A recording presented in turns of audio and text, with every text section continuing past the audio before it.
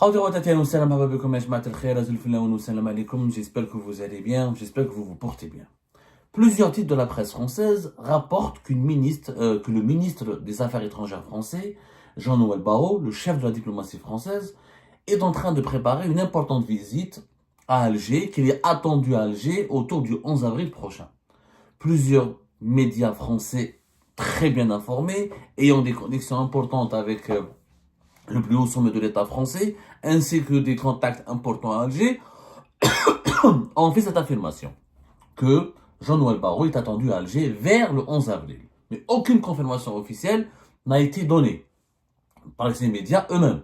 Ces médias français parlent d'un projet de visite important du chef de la diplomatie française à Alger et qu'un émissaire français est déjà parti à Alger pour négocier ou pour préparer cette visite. Nous avons essayé de savoir davantage. Est-ce que c'est vrai? Est-ce que c'est pas vrai? Est-ce qu'en Algérie, il y a eu le feu vert pour accueillir enfin Jean-Noël Barrot qui essaye d'aller à Alger depuis le mois de janvier 2025. Ça fait janvier, février, mars, ça fait 3 mois que le chef de la diplomatie française veut venir à Alger pour parler directement avec les dirigeants algériens. Et ça fait 3 mois qu'il essaye de venir en Algérie pour parler avec Al-Majid Tebboune et son homologue algérien, Ahmed Attaf, afin d'aborder les sujets clairement, des discussions, des dissensions, des malentendus, et du coup, le problème qui alimente en ce moment la crise diplomatique violente et inédite et historique entre l'Algérie et la France. Sans succès jusqu'à maintenant. Pourquoi, au mois d'avril, cette visite serait possible? D'abord, les faits. Que disent les faits? Les faits, effectivement, les contacts entre Jean-Noël Barrot et Ahmed Attaf n'ont jamais été rompus. Entre le ministre des Affaires étrangères algérien, Ahmed Attaf, et le ministre français des Affaires étrangères, Jean-Noël Barrot, il y a eu des contacts réguliers. Ils ont essayé de se parler, ils se sont même parlé. Pour parler des problèmes, pour s'engueuler, pour s'échanger des reproches. Enfin, les relations entre Ahmed Attaf, quand même, les contacts entre Ahmed Attaf et Jean-Noël Barrot sont beaucoup plus amicaux, beaucoup plus diplomatiques, beaucoup plus calmes et beaucoup plus policés par rapport aux échanges entre l'État algérien et Bruno Retailleau. L'Algérie ne traite pas avec Bruno Retailleau, mais avec la diplomatie, le Quai d'Orsay, les échanges et les contacts et les discussions se sont poursuivis. Il faut savoir que l'ambassadeur de France à Alger a été quand même convoqué à plus de 3 reprises en l'espace de 2 mois. Donc, quand on convoque l'ambassadeur de France, quand on convoque un responsable de l'ambassade de France à Alger, le Quai d'Orsay est au courant, est informé, et au-delà de ces convocations et de ces rappels à l'ordre, de ces réunions, de ces entretiens entre les responsables de l'ambassade de France à Alger et le ministère algérien des Affaires étrangères, Ahmed Attaf et Jean-Noël Barrot se sont parlé. Ils se parlent et se sont parlé. Sauf que, qu'est-ce que nous avons pu démontrer au cours de nos discussions? C'est que si les discussions avec le Quai d'Orsay n'ont jamais été rompues, alors que le contact avec le ministère français de l'Intérieur a été totalement rompu, avec une interdiction totale de parler, de s'adresser à Bruno Retailleau et ses services, il n'en demeure pas moins qu'à Alger, il n'y a aucune confirmation d'une quelconque visite programmée de Jean-Noël Barrot à Alger. Qu'est-ce qui s'est passé? Il s'est passé que Jean-Noël Barrot a tellement insisté auprès d'Ahmed Attaf, il lui a dit, écoute, on ne peut pas attendre, la situation s'aggrave entre nos deux pays, les tensions sont en train de s'accumuler, on ne peut pas rester comme ça dans une impasse, on doit se voir pour se parler.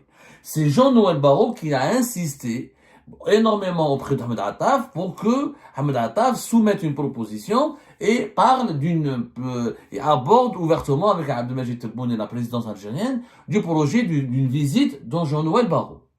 Ahmed Attaf, face à l'insistance de Jean-Noël Barrot, qui se montrait vraiment insistant et, on va dire, offensif, il veut absolument venir à Alger pour parler ouvertement avec les dirigeants algériens, parce que du côté français, on en a marre de se disputer par la voie de la presse. Ces déclarations par un média interposé, ces déclarations hostiles, les attaques permanentes, les polémiques incessantes, les injures, les calomnies, les mots blessants qui aggravent les incompréhensions, et le silence des deux officiels des deux pays n'arrange rien à la situation, et puis ça devient puéril, ça devient infantile, et ça devient contre-productif. Jean-Noël Barrot a dit qu'il faut qu'on se voit. Il faut qu'on se parle homme à homme, entre adultes, et qu'on se regarde les yeux dans les yeux, qu'on aborde des problèmes, qu'on essaie de trouver des solutions. On ne peut pas continuer à s'attaquer comme ça par médias interposés. Et puis Jean-Noël Barrot, il est dans une situation peu enviable. parce que Bruno Retailleau lui fait de l'ombre. Le dossier Algérie au sein du gouvernement de Bayrou est entièrement monopolisé par Bruno Retailleau, qui est le ministre de l'Intérieur. Le ministre de l'Intérieur français refuse toute discussion, toute négociation avec l'Algérie. Il est dans la menace, il est dans les ultimatums, il est dans le défi, il est dans la pression, il est dans le bras de fer, il est dans le rapport de force, comme il le dit lui-même. Donc Jean-Noël Barrot a du mal à trouver un sens à son ministère. Le Quai d'Orsay donc essaye de trouver une alternative, une autre voie. Pour Jean-Noël Barrot, il pourrait s'imposer un petit peu ou recadrer ou rééquilibrer les rapports de force au sein du gouvernement français avec Bruno Retailleau s'il va à Alger, si les Algériens acceptent de le recevoir, s'il leur parle directement sur place. Parce que pour le moment, Bruno Retailleau, il peut se targuer d'être le seul qui parle du dossier de l'Algérie, parce que l'Algérie lui répond à lui, par le média interposé, par des déclarations hostiles, par des campagnes médiatiques de dénigrement, mais au moins l'Algérie lui donne de la considération quelque part. Il y a un bras de fer entre lui et l'Algérie, le gouvernement et le régime algérien. Jean-Noël Barrot, il se dit, il veut créer une troisième voie et diminuer et bloquer un petit peu, contrecarrer l'influence grandissante de Bruno Retailleau en allant à Alger, en devenant, après le patron de la DGSE qui est venu à Alger le 15 janvier 2025, le 13 janvier 2025, en devenant le seul haut responsable, le deuxième haut responsable français, après le patron de la DGSE, à pouvoir venir à Alger à parler aux Algériens. Et c'est une visite qui est extrêmement importante. Extrêmement importante. Donc, face à l'insistance de Jean-Noël Barrot, Ahmed Attaf a commencé par lâcher un mot. Il a dit, ok, on va essayer de voir ça après le Ramadan, au cours de la première quinzaine du mois d'avril. Le Eid, il est prévu le 30 le 31 mars. Donc, entre le 1 et le 15, Attaf a proposé à Jean-Noël Barrot d'évoquer ce sujet et d'essayer de parler de cette visite entre le 1er et le 15. Mais Attaf, il a dit uniquement de parler. Il n'a pas dit oui. Parce qu'il ne peut pas dire oui, Ahmed Attaf. Ahmed Attaf, il doit se référer à Abdelmajid Tebboune. Il doit attendre le feu vert d'Abdelmajid Tebboune. Or, Abdelmajid Tebboune ne lui a donné aucun feu vert. C'est ce que nous avons pu certifier au cours de nos investigations. Tebboune à aucun moment n'a dit oui. Pour le moment, jusqu'en tout cas, il n'a pas encore dit oui à une visite de Jean-Noël Barrot à Alger. C'est Ahmed Attaf qui s'est avancé, qui a dit à Jean-Noël Barrot, on étudiera le projet de cette visite après le Ramadan, après l'Eid, durant la première quinzaine du mois d'avril. On étudiera, on envisagera, on négociera, on parlera de cette revendication française qui est de se voir à Alger et de se parler yeux dans les yeux, ouvertement et publiquement, et d'aborder franchement tous les problèmes pour leur trouver des solutions. Donc, Tebboune n'a pas dit oui, n'a pas dit non, mais n'a pas dit non non plus. Quand Tebboune, le 22 mars dernier, lors de son interview accordée à la presse algérienne, a tendu une main vers Emmanuel Macron, il a eu une déclaration de désescalade, il a refusé la surenchère, il a dit que mon seul interlocuteur c'est Emmanuel Macron, et que pour moi, Macron n'a qu'à désigner une personne pour qu'on puisse lui parler, et mis à part Macron, il a parlé du ministre des Affaires étrangères, il a dit que moi le problème, Tebboune a dit que le dossier, la crise avec la France, elle est entre les mains d'Ahmed Attaf, à qui je fais confiance, et l'homologue direct d'Ahmed Attaf, c'est le chef de la diplomatie française. C'est-à-dire, Tebboune a dit, on ne parlera à personne d'autre qu'à Macron ou Quai d'Orsay, qui est le ministère français des Affaires étrangères. Les deux interlocuteurs légitimes et attitrés pour parler avec l'Algérie. Ça, pour balayer d'un revers de main toute possibilité de négociation, de discussion avec Bruno Retailleau, et que l'Algérie ne changera pas, refuse d'échanger ou de parler, ou de s'adresser, ou de traiter du moindre le sujet dans les relations bilatérales avec l'Algérie, entre l'Algérie et la France, avec Bruno Retailleau. Donc c'est une sorte de camouflet que Abdelmajid Tebboune voulait infliger à Retailleau pour dire l'Algérie ne te reconnaît aucune légitimité. Nous, notre interlocuteur, c'est Emmanuel Macron, et en second plan, c'est le chef de la diplomatie française. Donc, du côté français, on a interprété les déclarations favorables et apaisantes et amicales de Tebboune, et la réponse imprécise, Ahmed Attaf n'a pas été précis. Il n'a pas dit non. Il n'a pas dit non, écoute, je parle avec le président, je te reviens. Il a dit, on essaiera de parler de cela pendant la première quinzaine du mois d'avril. Donc, Jean-Noël Barrot et le Quai d'Orsay ont interprété cette confusion ou ce manque de clarté ou ce manque de précision de la part des officiels algériens comme étant un accord de principe, comme étant une pré-acceptation. en quelque sorte, un préaccord pour valider le projet de la visite de Jean-Noël Barrot à Alger. Voilà, pour le moment, les faits. Ça, c'est que les faits. Ça ne veut pas dire que Tebboune va dire non. Peut-être que demain, après-demain, Tebboune va dire non. Moi, je pense que il y aura un pressing français encore plus fort, que l'Algérie, à un moment donné, sera contrainte dans la mesure pas, c'est pas une obligation, mais elle sera obligée sur le plan diplomatique. C'est pas une obligation, on parle pas en termes, c'est pas une contrainte pour dire que l'Algérie sera humiliée c'est pas par rapport à un rapport de force. C'est par rapport à la courtoisie diplomatique, par rapport à, relation historique qu'il y a l'Algérie et la France, à un moment donné, il faut parler aux dirigeants français. Et comme Tebboune et le régime Tebboune ne veut pas parler à Bruno Retailleau, la meilleure manière d'énerver, de discréditer encore plus et de légitimer encore plus Bruno Retailleau, c'est de recevoir Jean-Noël Barrot.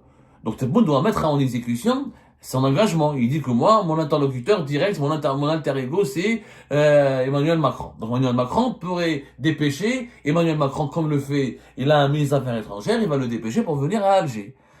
On va dire à 80%, Tebboune n'a pas de raison pour dire non. Sauf qu'il n'a pas encore de raison valable pour dire oui. Parce que s'il accepte que Jean-Noël Barrot vienne à Alger, il faut qu'il se prépare, il faut que cette visite soit préparée. Est-ce que Tebboune va accepter de parler de Boualem Sansal avec Jean-Noël Barrot? Est-ce qu'il va accepter de parler du problème des migrants au profil dangereux? Est-ce qu'il va accepter de parler du Sahara occidental et du Maroc? De quoi Tebboune? Parce que si Tebboune accepte de parler de Boualem Sansal, c'est qu'il va reconnaître à la fin qu'il est sous contrainte, qu'il est pressé, qu'il est bousculé par la France pour libérer Boualem Sansal. Tebboune, il a horreur de l'injonction. Il veut pas qu'on lui donne des ordres. Il n'a pas envie de se faire passer pour le président algérien qui commence à faire des concessions à l'égard de la France, qui commence à subir des injonctions de la part de la France et qui est obligé de céder face aux pressions de la France. Non, Tebboune veut éviter à tout prix cette posture. Or, accepter que le chef de la diplomatie française le rencontre directement, c'est prendre le risque de subir, éventuellement, effectivement, de subir cette posture, de se retrouver dans cette posture du président qui a été amené à négocier avec la France parce qu'il est en train de perdre son bras de fer. Tebboune ne veut pas sortir perdant.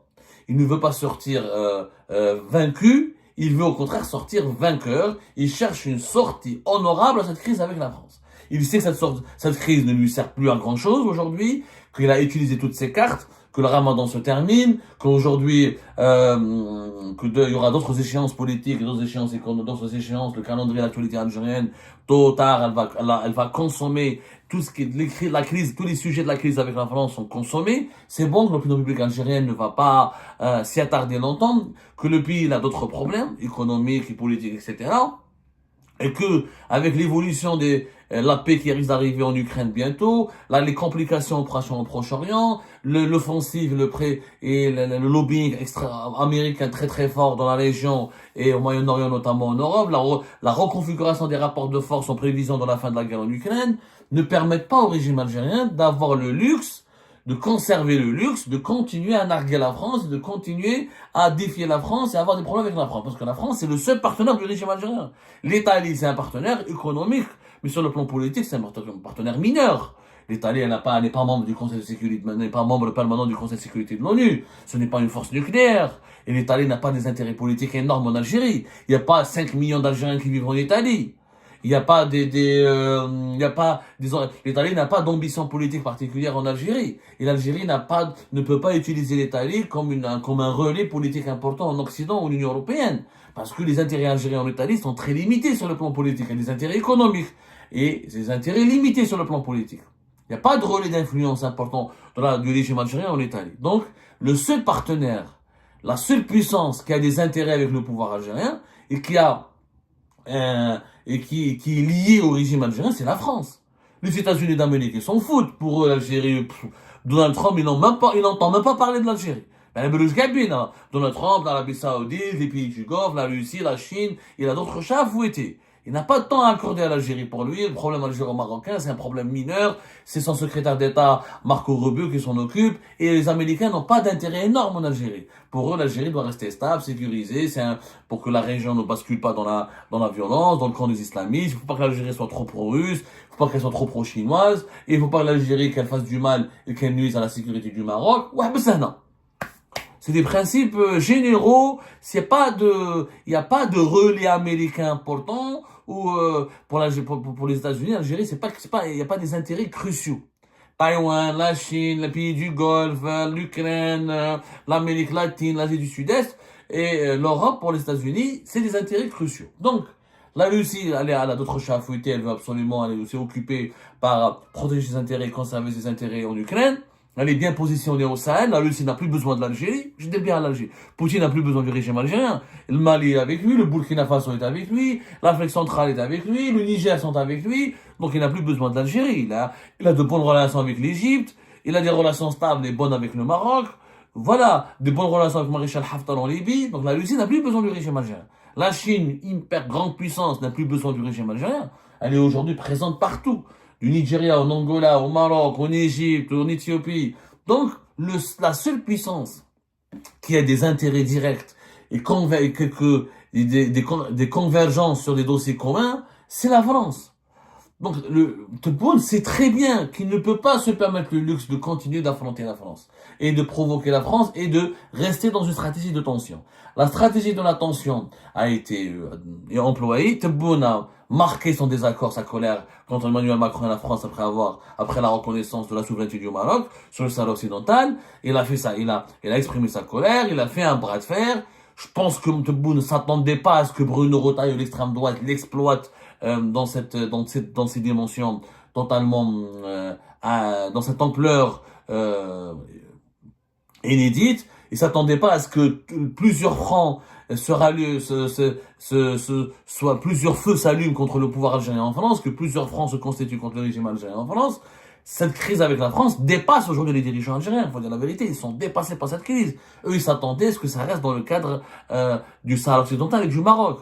Après, il y a eu la même Sassal, après, il y a eu la crise des migrants, la crise des influenceurs, la crise des opposants algériens, les ingérences, les réseaux des ingérences. Aujourd'hui en France, le régime algérien, il est mis en difficulté. Il est vraiment affaibli. Ces réseaux sont sous enquête extrêmement surveillés et minutieusement contrôlés. Ses alliés sont réduits au silence, catalogués, épinglés par les médias français et la classe dirigeante française. Les intérêts de l'Algérie sont en train de reculer, alors que au profit des intérêts du Maroc, le Maroc qui a bien profité de cette crise avec la France pour asseoir une bonne image pour asseoir sa légitimité en tant que le seul vrai ami de la France. L'image du Maroc en France a été soignée, elle a été corrigée. C'est aujourd'hui le pays qui est perçu comme étant agréable, gentil, amical, sérieux et fiable, alors que l'Algérie est perçue comme étant agressive, instable, très nerveuse, pas digne de confiance, pas fiable.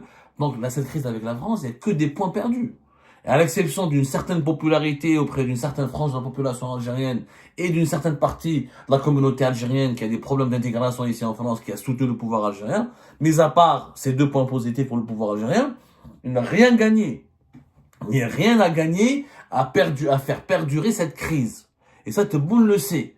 Mais je pense que Tebboune va valider la venue de Jean-Noël Barrot, mais il va pas le recevoir. Parce que s'il le reçoit, c'est qu'il va se sentir qu'il a fait une concession, qu'il le rabaisse vers celui qui a accepté, qui a été contraint de signer un deal et de renoncer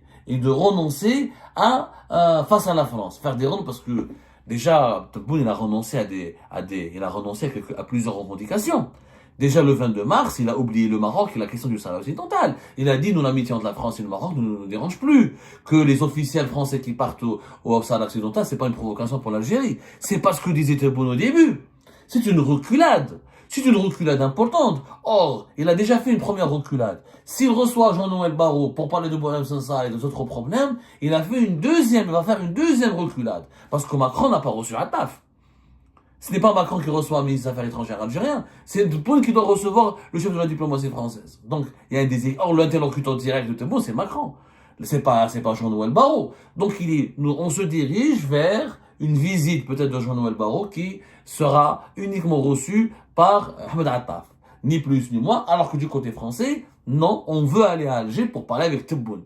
Jean-Noël Barrot, il a complètement raison d'ailleurs là-dessus. Il sait très bien que le vrai décideur, c'est Tebboune. Ça sert à rien de parler avec Attaf s'il n'y a pas eu des discussions franches avec Tebboune. Donc, si Tebboune refuse de recevoir Jean-Noël Barrot, est-ce que Jean-Noël Barrot, pour autant, va se rendre à Paris? Va se rendre de Paris à Alger. Est-ce qu'il va quitter Paris pour aller à Alger? La question maintenant, elle est posée. La réponse, il n'y a que le Quai d'Orsay qui peut nous apporter des réponses. Et la balle, je pense qu'elle sera dans le camp de la France pour savoir comment elle veut essayer d'amorcer un processus de réconciliation avec l'Algérie.